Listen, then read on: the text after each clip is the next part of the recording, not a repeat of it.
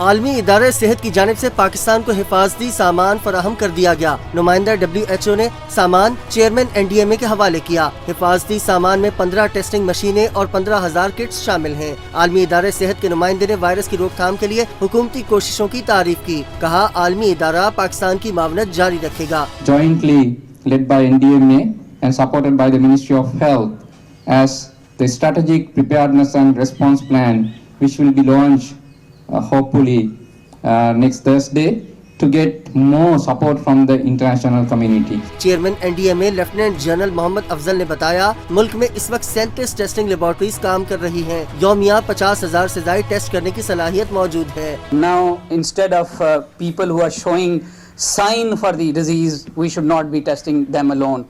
At least we should start testing those localities which we are trying to put under lockdown. Director NIH major general Aamir Akram ने मावनत पर आलमी इदारे का शुक्रिया अदा किया। बताया, तमाम हिफाजती सामान जल्द अस्पतालों को मुंतकिल कर दिया जाएगा।